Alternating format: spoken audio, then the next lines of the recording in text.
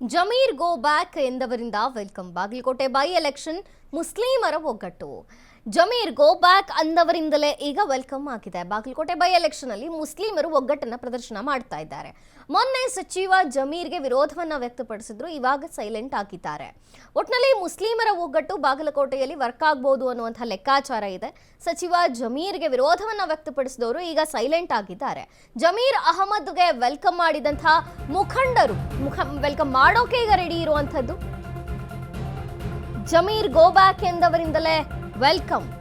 Bagalkot by election ಮುಸ್ಲಿಮರ ಒಗ್ಗಟ್ಟು. ಮೊನ್ನೆ ಸಚಿವ ಜಮೀರ್ಗೆ ವಿರೋಧ, ಇಂದು ಸೈಲೆಂಟ್. ಜಮೀರ್ ಅಹಮದ್ ವೆಲ್ಕಮ್ಗೆ ಮುಖಂಡರು ರೆಡಿ. ಅಂಜುಮನ್ ಸಂಸ್ಥೆ ವಿಚಾರವಾಗಿ ರೆಬೆಲ್ ಆಗಿದ್ರು. ಏಪ್ರಿಲ್ 4ರಂದು ಬಾಗಲಕೋಟೆಗೆ ಜಮೀರ್ ಬರ್ತಾರೆ. ಪ್ರಚಾರ ಸಂಬಂಧ ಆಗಮಿಸುತ್ತಿರುವಂತಹ ಜಮೀರ್ ಅಹಮದ್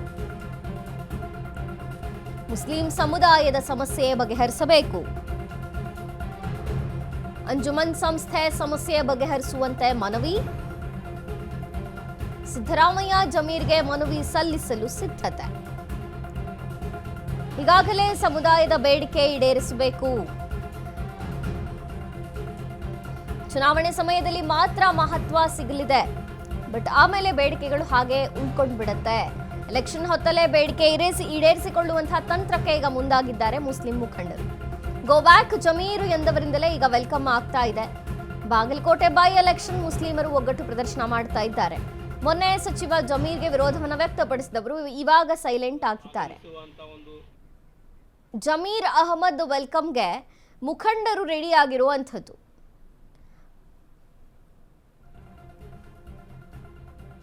ಮುಸ್ಲಿಮರು ಒಗ್ಗಟ್ಟನ್ನು ಪ್ರದರ್ಶನ ಮಾಡ್ತಾ ಇದ್ದಾರೆ.